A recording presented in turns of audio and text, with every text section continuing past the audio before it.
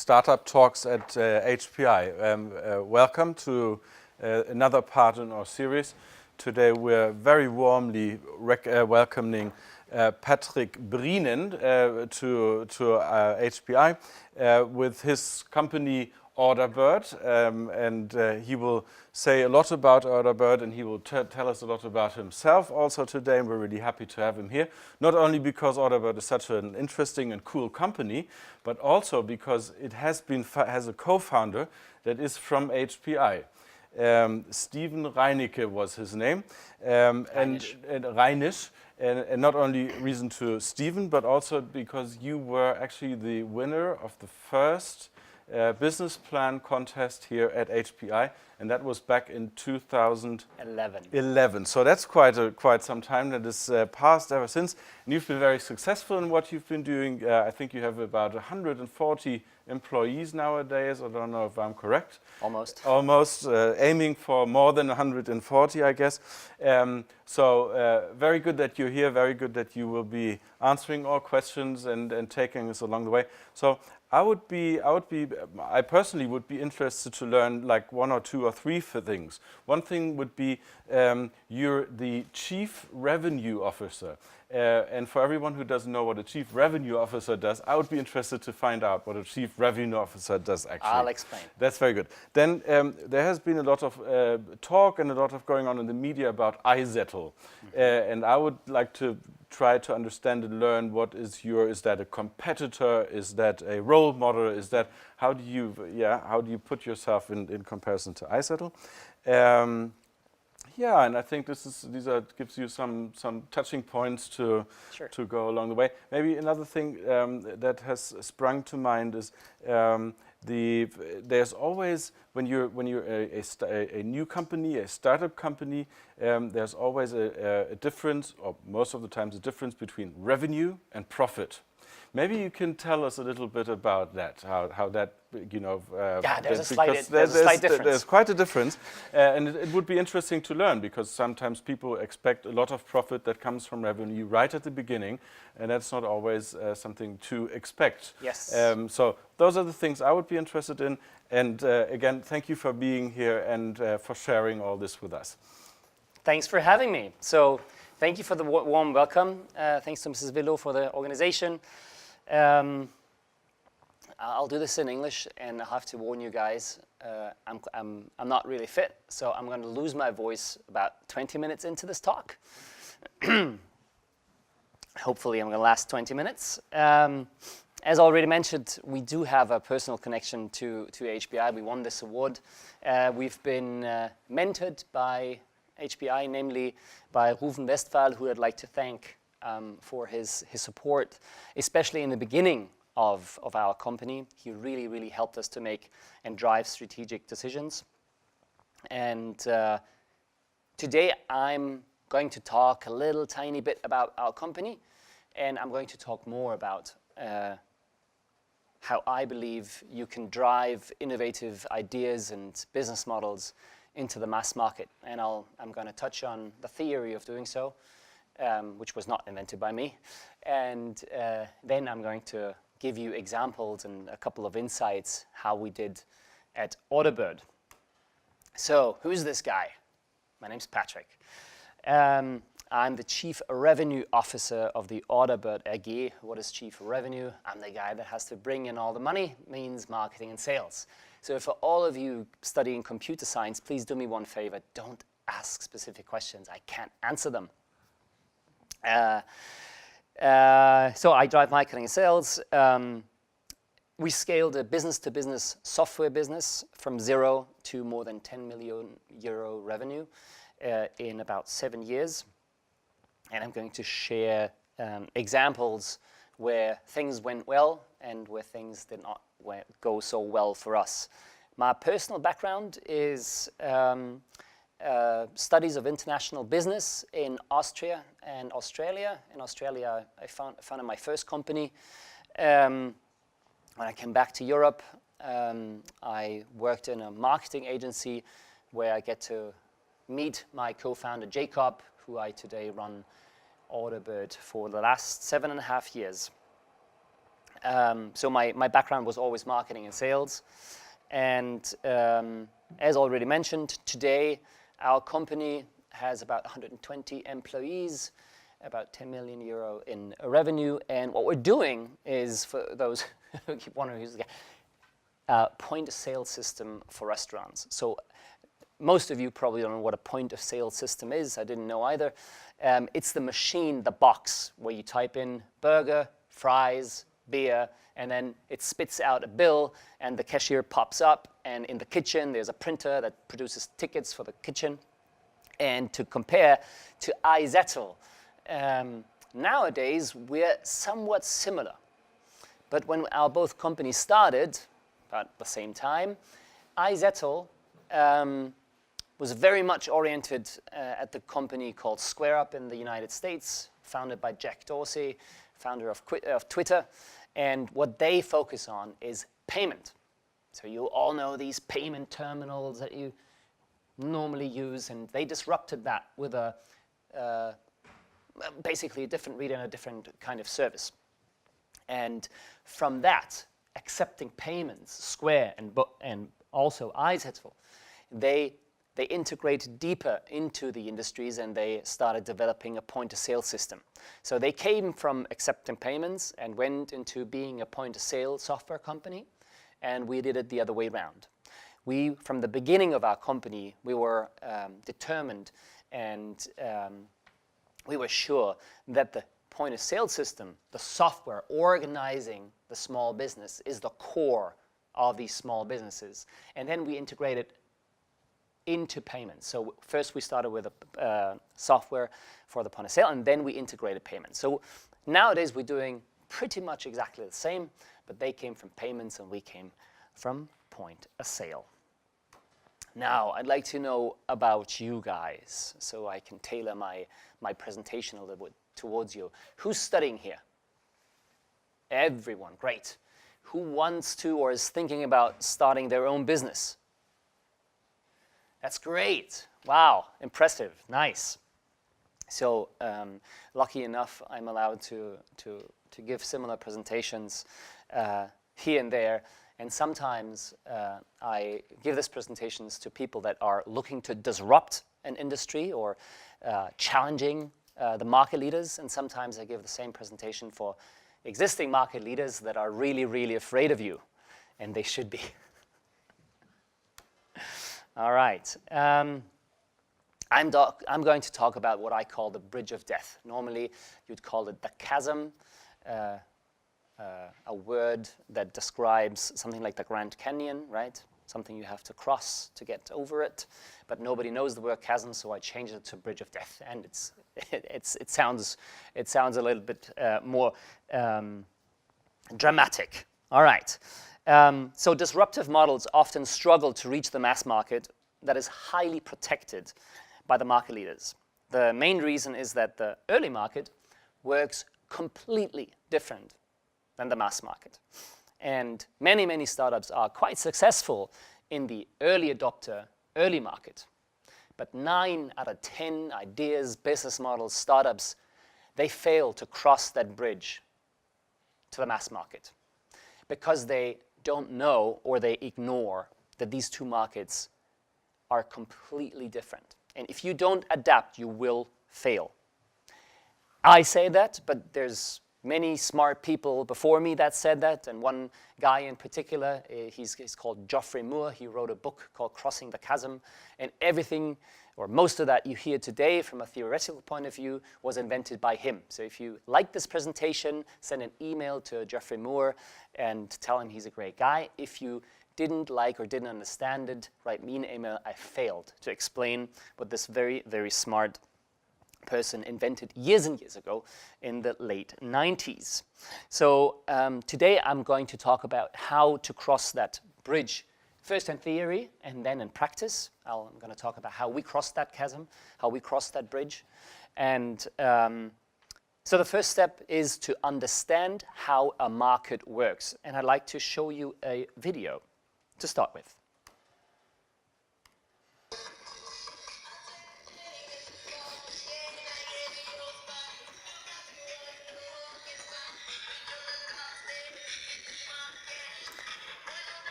You saw that girl watching them? Doesn't care. Sits down.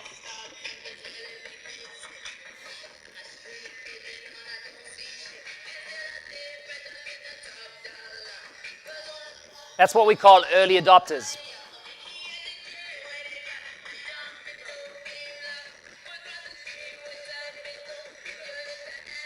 She sits down, she doesn't care.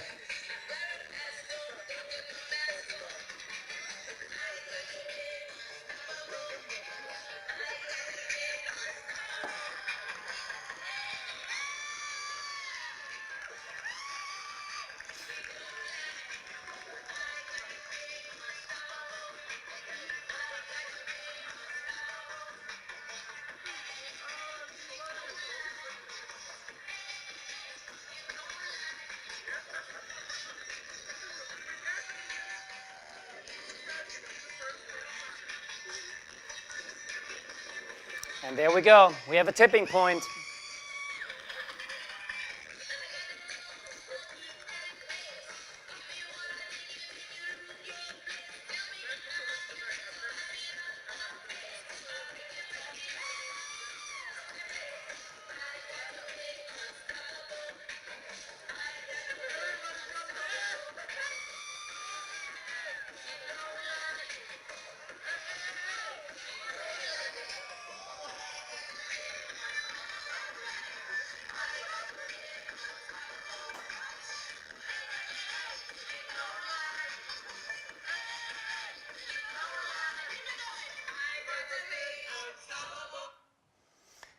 All right, so what I just showed you is a good example on how a market reacts to innovation. And what we've seen is that when the masses moved, most likely their main driver was they didn't want to be left. They didn't want to miss out on something, right? So the motivation of the first couple of people joining that guy was completely different than the motivation of the, 100, 200 of those that followed. And I've referenced this guy before, Geoffrey Moore. He wrote this book called Crossing the Chasm, and he talks about the technology adoption lifecycle, which is the answer to the question how a market reacts to innovation or a disruptive business model. And it does not only apply to technology. I believe it applies to any disruptive, innovative idea. And sometimes it's not even the product that is being innovated. Sometimes it's the marketing or the sales channel that you can innovate on.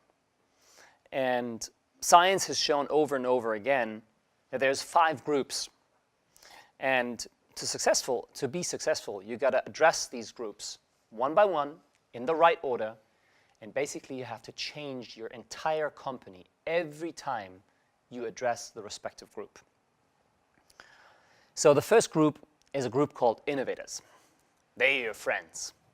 They're technology enthusiasts. They are waiting for the new innovation, the new technology.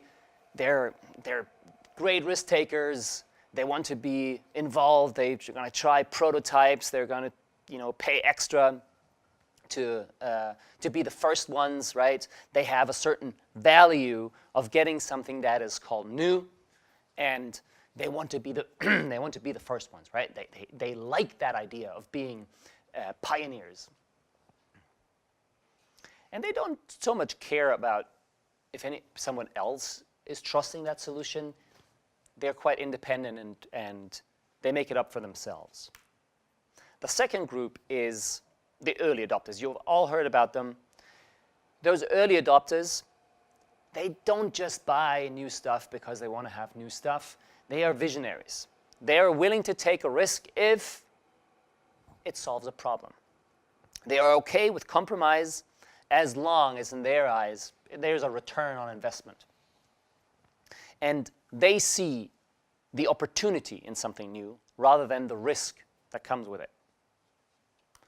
Next group is the early majority. All right, so the early majority, they are pragmatists.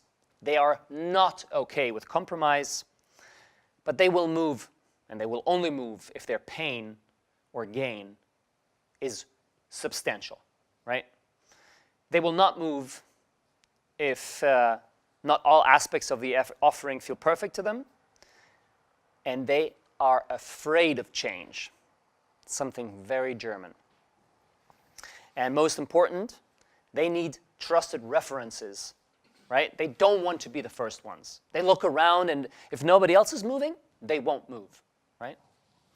And as you can see in these surfaces, these two groups are very small, and that group is much, much bigger. And if you had, and this is an American graphic, if you had to draw that for the Germans, these parts were even smaller, and that one would be most likely even bigger. And the biggest of all in Germany would much likely be the late majority, all right? They're a bit like the early majority, but they don't even move if it doesn't even require compromise. They will wait and see until most of the market has moved, and then they will follow. They are true followers. My mom got a smartphone, right? When there was no other choice, right? So you can maybe relate to that. And then some people, they're laggards. They would even invest if they could, they would pay a premium if they could stick with the old. So these are the Germans, and these are probably the Swiss, right? Hyper-conservative. All right. The bridge of death, the chasm that you have to cross as a startup, as a challenging company into an existing market, is addressing the early adopters and then moving from the early adopters to the early majority. And the transition between addressing the innovators and early adopters is fairly smooth. They operate in a somewhat similar way. But that transition is not smooth at all. You have to change everything about your company. You need to commit to one segment, and you most likely have to commit to lower growth. And you got to have absolute trust that in your segment, you can push out the market leader. So over and over in the history of the last 20, 30 years of technology, we've seen that you have to move through those segments. There is no shortcut. You've got to address the innovators first, then the early adopters, then you have to commit to one segment within the early market, and then you have the opportunity to address the mass market. So in the beginning, you're going to throw your product or your idea, your business model into the market, and the innovators and the early adopters, they will love it, right? Innovators, they will just jump on it. And even the early adopters, if you solve a problem, and let's assume that whatever you invented or you're going to invent does solve a problem, will sell it easily to the early adopters, right? They look at it, oh, it solved my problem, good, I'm going to invest, I'm going to get a return. Perfectly fine, works for them. They don't need much reference. But then to address the mass market, that's almost impossible, right? If the mass market only buys what other people are buying, how would you ever enter that market, right? If they only buy what the other people are buying, there will be no new player. And the trick is, in the beginning, while addressing innovators and early adopters, you observe very, very carefully. You will be successful if you solve a problem, but that is not enough. It is not so difficult to be successful in the first two segments. What is difficult is to reach the mass market, and you will do that by choosing one niche, one sub-segment of the market. So what you will do in the first phase, you will sell to these innovators and early adopters, and you will observe, you will collect data. Where is my customer acquisition cost the lowest? Where is my NPS, Net Promoter Score? The answer to the question if they would recommend your product or service. Where is it the highest, right? Where is the word of mouth factor, the referral factor the highest. Where's my customer lifetime value? The highest were the lowest. So even though your business is going well, you should already start segmenting your customers by age, by gender, by industry, whatever, right? And you have to learn about your customers and your prospect. You already also have to learn about those customers that you don't close, maybe even more so than those that you do close. So you understand which part of the market is happiest, most happy with your product, right? Because if you want to address the mass market, you have, at some point, you have to choose that niche, that subsegment of the market. And then, so you choose the segment where you believe you can solve the biggest pain, where your product or service is much, much better than the one of the competition. And hopefully you're going to find a niche with enough individuals or companies in it. And then it's time to focus, focus. You're going to focus on that subsegment of the market. And then you're going to start to drive competition out in that segment. And that means starting to say no. So whereas you're going to be broad and you're going to catch yourself saying yes to basically any customer, now is the time to start saying no. And that is something very, very difficult, especially if you talk to investors and or salespeople like me. They will always say yes because they're trying to get their commission. So that's the challenge.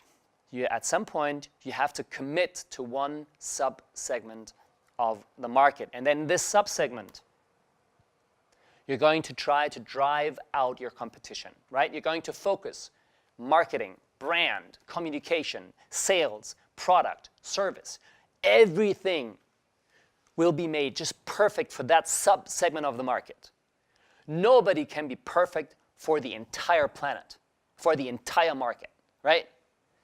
And the more you slice down your market in size of the company, industry, user behavior, whatever it is, right? The smaller your subsegment is, the better you can address it. The happier you can make those customers, right? You can make them happy by addressing them, saying we're the perfect brand for universities, right? And then you can say, well, we're the perfect brand for German-speaking universities.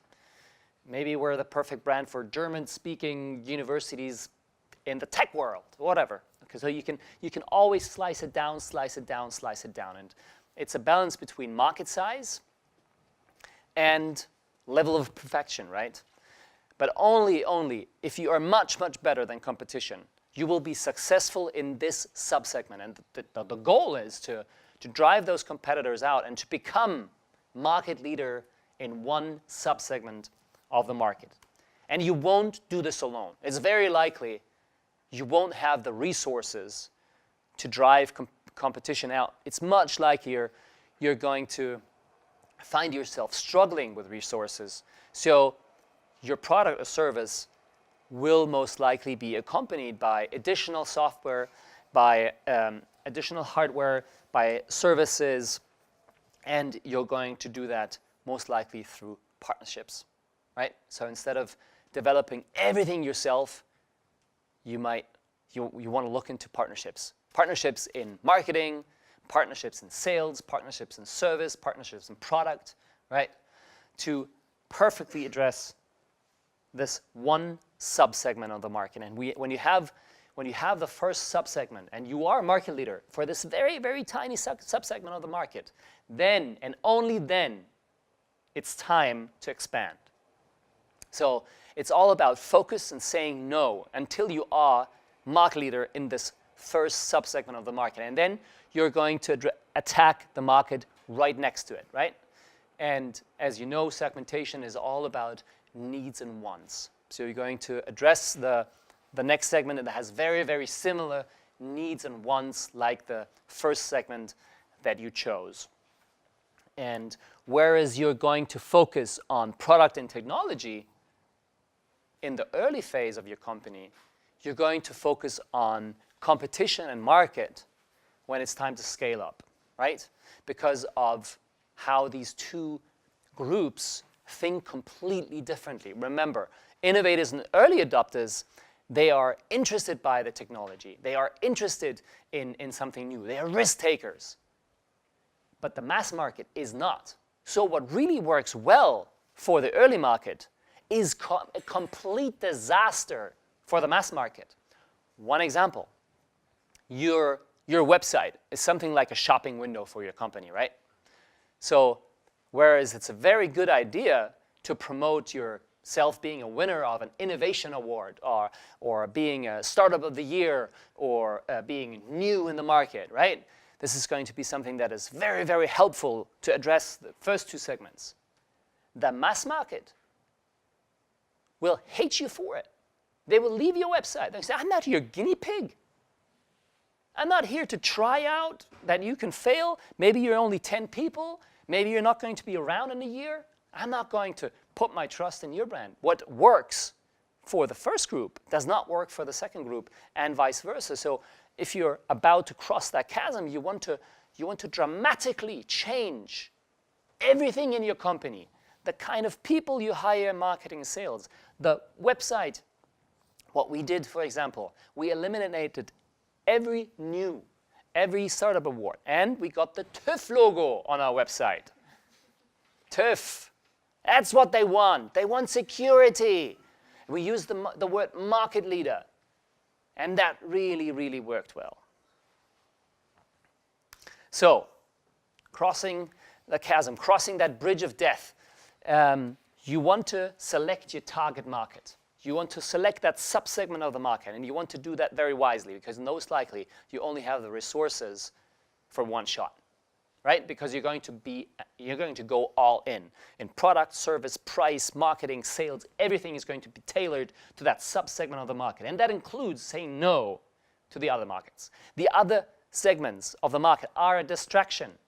You will not be the perfect product. You will not be mass market compatible in all segments. You will not. You will fail.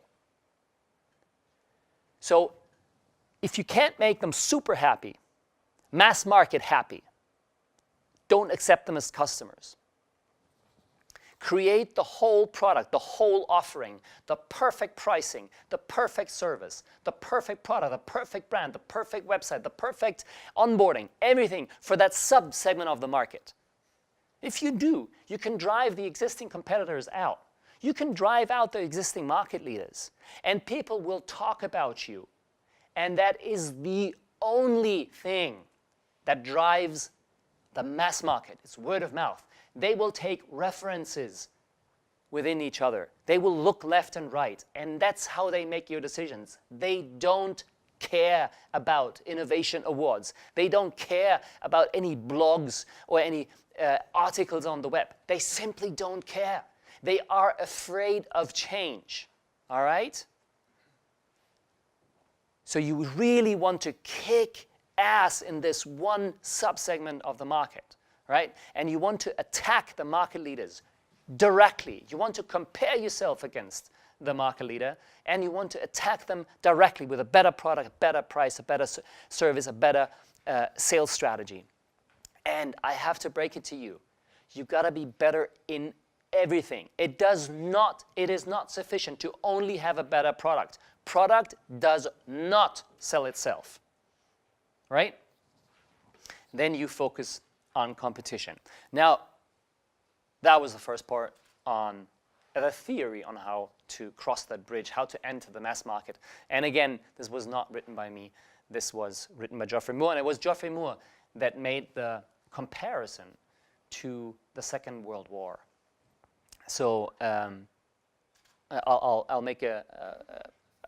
tell you a short story about a comparable situation in World War II. So market leader Germany took over large parts of Europe, and challenging allies, they were to disrupt this market for very, very good reasons. And they prepared for 2 years. And they were scanning the entire borderline of France and other countries. And what did they do? They prepared for 2 years. And they went all in with, and I'm not too sure about the numbers, but I think it was more than 200,000 soldiers in one dusty morning. And they concentrated on a handful of beaches, right? Omaha Beach and the beaches next to it. And they fought for more than 24 hours, and they gave it everything they had. And they had one goal: securing this tiny, tiny piece of land, Omaha Beach, right? And they almost didn't make it, right? But that was their market entry strategy. They secured that market, this tiny, tiny sub-segment of the market. And they became market leaders in that sub-segment. That's why this segment is called the beachhead segment, right? You want to secure your beachhead segment of the market. You want to secure one tiny, tiny piece of land. And then you operate from there. Then you attack the markets next to it. But if you fail to enter the first segment, you'll fail on a broad scale, because you cannot win a war against the market leaders on all fronts, right? You really have to select very, very wisely. Now let me tell you how our company went through that cycle and about all the stupid mistakes that we did. So remember, we were, let's turn the clock 7.5 years back, 4 guys on a laptop, and we had this idea about bringing technology to the restaurant industry. The restaurant industry historically is very, very underserved by technology. And they really, really don't technology so much. And we had this idea to bring point-of-sale software to the iPad, right? The iPad back then was something very, very new. The iPad was looked at as a toy by the entire market. It was not being marketed as a business-to-business tool. But we were quite certain that it would be a great idea to use it in a business-to-business environment.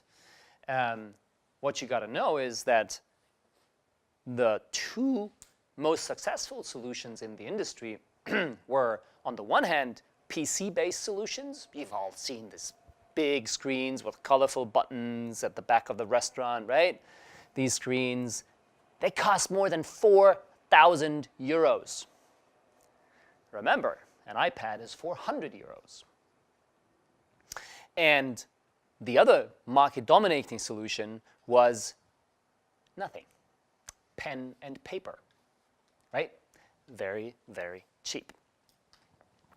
And so we had this idea, and we brought basic point-of-sale functionality onto an iPad, and we did not reinvent the wheel when it came to point-of-sale software. There was nothing to be reinvented. Schnitzel, Pommes, Bier. There's not much to it, right? But we got to work, and our first customer was the P1 nightclub in Munich, where the Bayern München stars do what they do. And it was interesting from a startup point of view, because we got to agree on this, on the fact that we would produce the software for them, and we had about 4 months' time, and we didn't have developers back then, and it was a wild ride. But the first night, the reopening of the P1 in München came, and our software did not die until 5 minutes after the shift was closed. So, great success. All right, and then we had a full day to prepare the next shift. And we were all over the media and like in hospitality business. Ooh, P1 in Munich, they're doing this thing with the iPad, and we got into Süddeutsche Zeitung, and we got to win several awards for being, innovative. And Innovators and early adopters, they were jumping all over us. It was a very inbound-driven growth phase, right? They were calling us, they were emailing us, and they found us, not we found them. And the kind of customers that we had, they were great. They were the best customers you could possibly imagine. They were like restaurant owners that used to code, and they were really interested in the technology, and they wanted to know more, and they gave us feedback, and they sent us emails and videos of ideas on new features, and it was epic. I mean, they came coming in, and they just said, oh, I want to have it, and they didn't ask us questions, and they wired the money, and woo, we were flying. Like, we were super, super successful. And we would win one award after the other, Financial Times, Happy. And we said, if we win the Financial Times award, it was 50,000 euros. If we win it, we fly the entire company to Portugal to go surfing. And we did win, and we did fly to Portugal. And it was epic. And they were so forgiving. You know, our software was buggy. We didn't really know how to do a lot of things, and we were growing our sales and marketing team, and you know, bug here, problem there, not so big of a problem, because the people that were buying from us, they were really okay with compromises, right? We had people that had to restart their app like every 2 minutes, and they said, "Oh yeah, not a big deal. I really love the software." And you guys are cool, you rock, and we rode that wave. We rode that wave, and we rode it well. It was good times, and we did solve a problem, right? Like we brought this whole point of sale software onto a piece of hardware that was very, very easy to operate.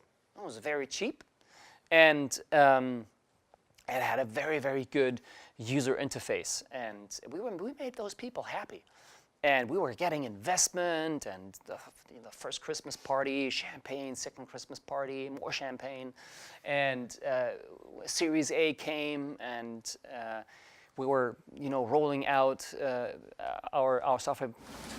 Just to get an idea of the timeline, how long after founding your company was this first peak of success? I'd say the first 2 years. Yeah. I'd say the first 2 years, seed investment, Series A, and wow, it was cool. Then, we were growing. We made promises to our investors to grow even more, and you all know these hockey stick graphs, and of course that's the one we showed, and we said Germany is only the start. There's so much more potential, and we're the biggest, and we're growing faster than anyone else, and that was all true. And remember what I said earlier about saying no. That's not what we did. We said a lot of yes. We said yes to bowling centers, to beer gardens, to discotheques, to restaurants, to cafes. And the kind of people that bought from us, they were early adopters. They were okay with compromise, right? And they were happy. And we're starting to grow our sales organization, 10, 15 people. And you know that pond where we're fishing in?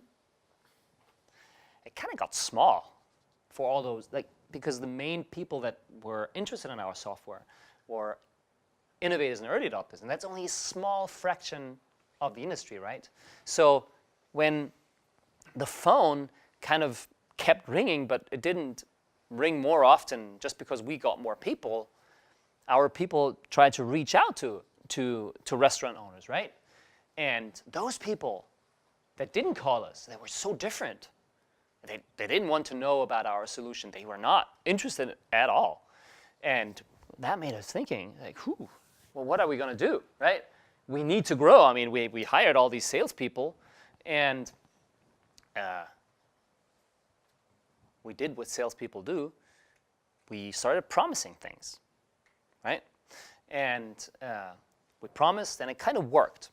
And when promising in the same market didn't really help, we took other industries. We sold our software to hairdressers and beauty salons and some other industries because we had to meet the investors' expectations. And we started to struggle, right?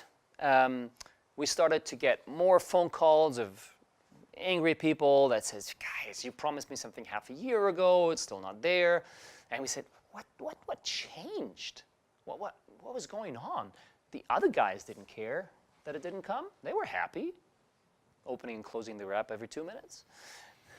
It's exaggerated. We actually had a lot of happy people that didn't have any complications. And you know, we were leaning forward even more in our Series C investment round about 4 years into the company. And our solution was to promise even more, right?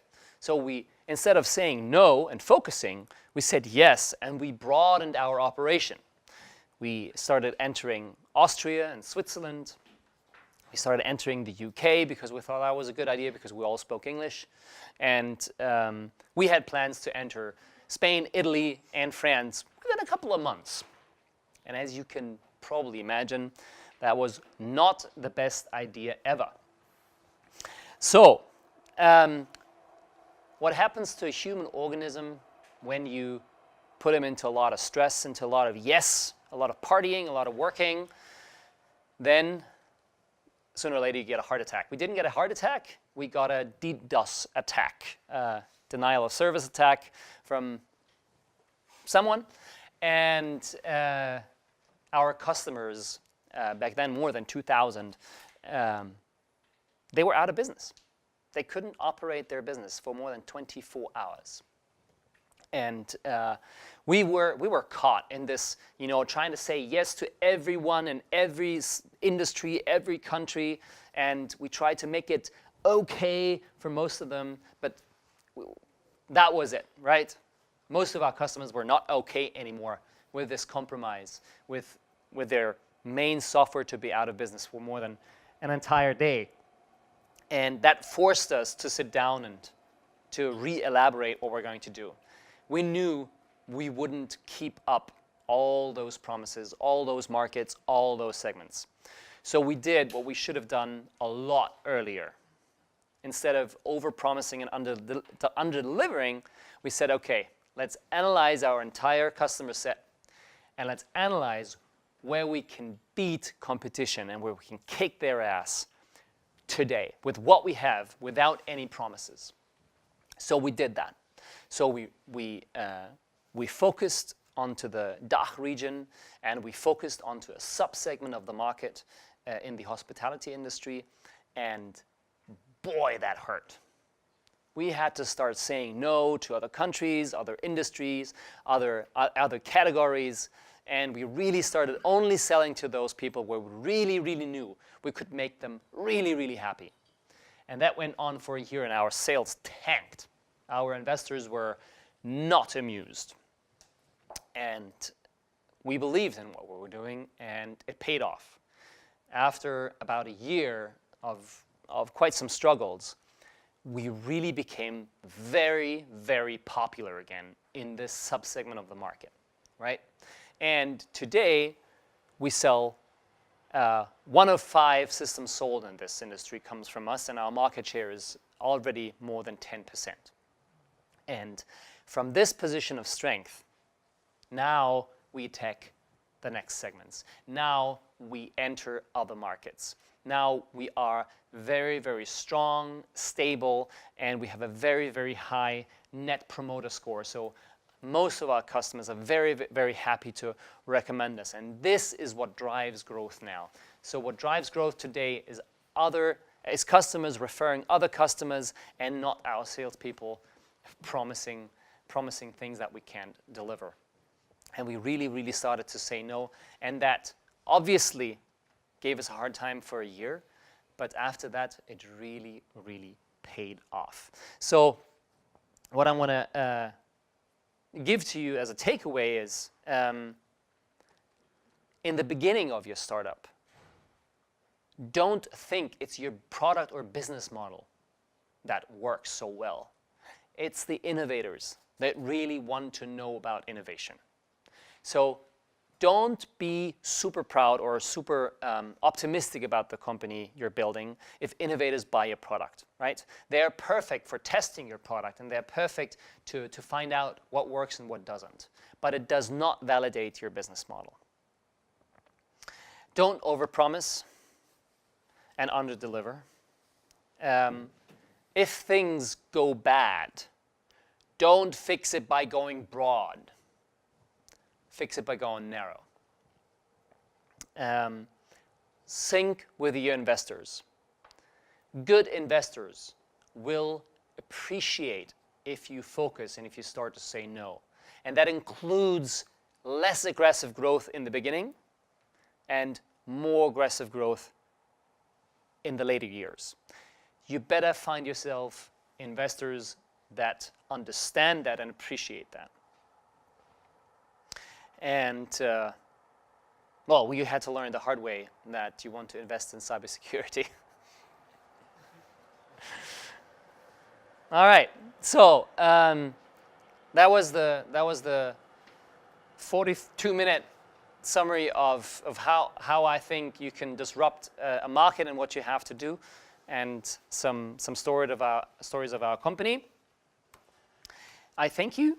And please get in touch with me over email or LinkedIn.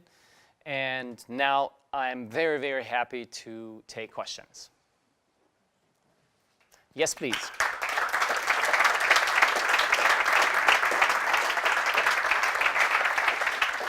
Thank you. So I'm wondering, when you started saying no, what did you change? What did you focus on during that year?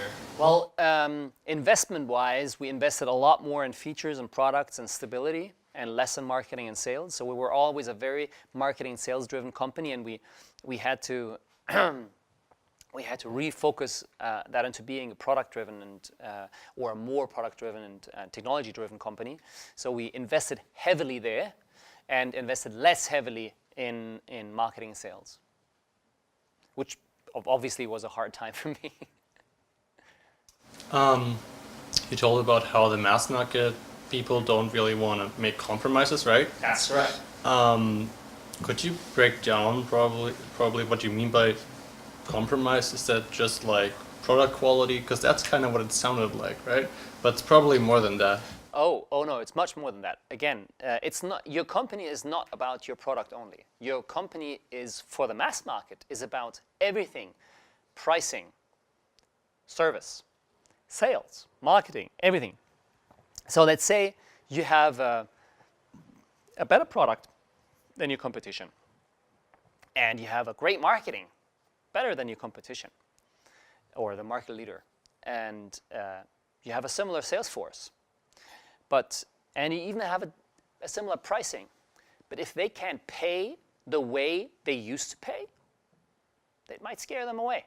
So it's these tiny, tiny differences where the mass market is not okay with compromises. They are okay with spending more. It's not of their concern. Price or features or top-notch, it's not of their concern. They look at don't want to make mistakes. They don't want to invest. They don't want to take risks, right? So you better have a package, right? That's what the book calls a whole product, what I call the whole offering. The pricing has to match the needs and wants. Remember that one. The segments, they differentiate themselves over different needs and wants. And for your target segment, you better know these needs and wants, and you better meet them. And it's not important what you think is important.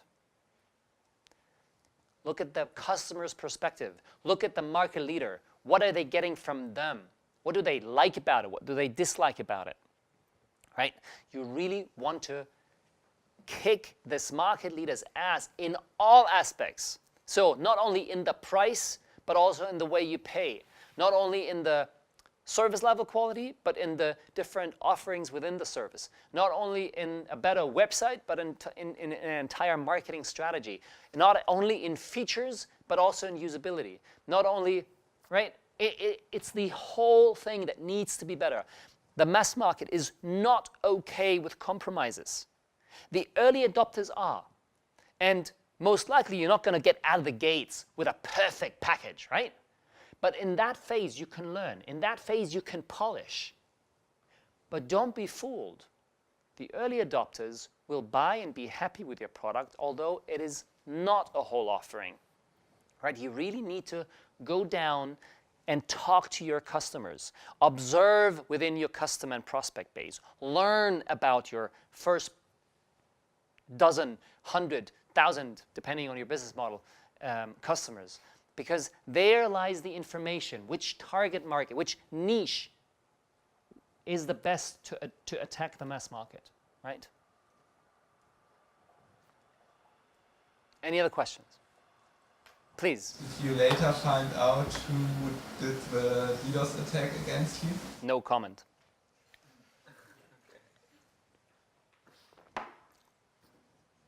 I can't say that. And in which markets are you currently operating? So are you still focusing on restaurants? Or?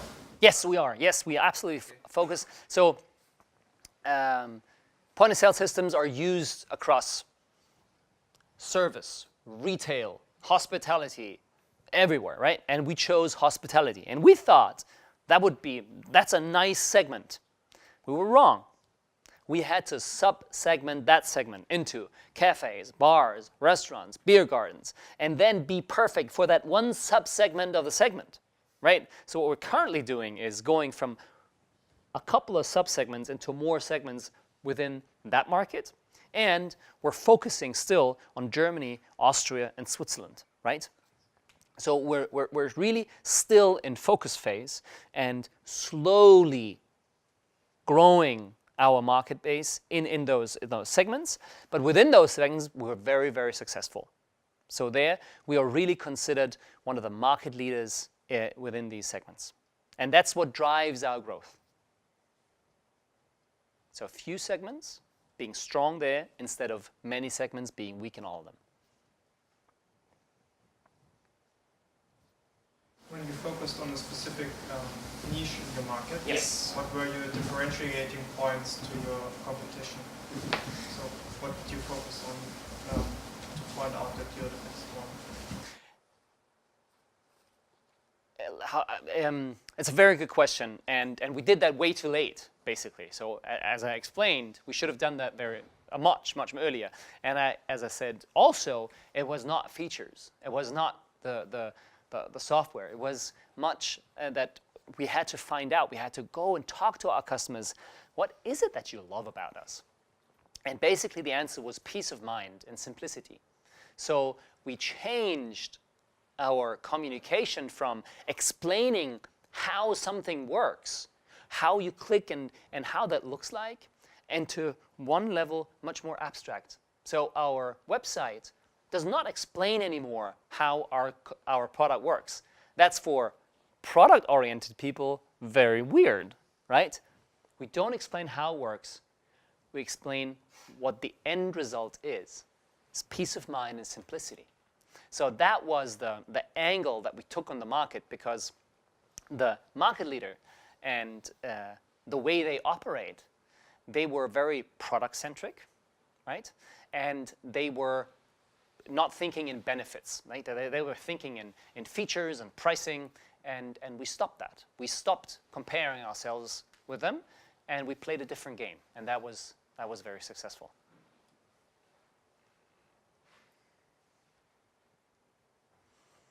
All right, then that's a wrap. Thank you, guys.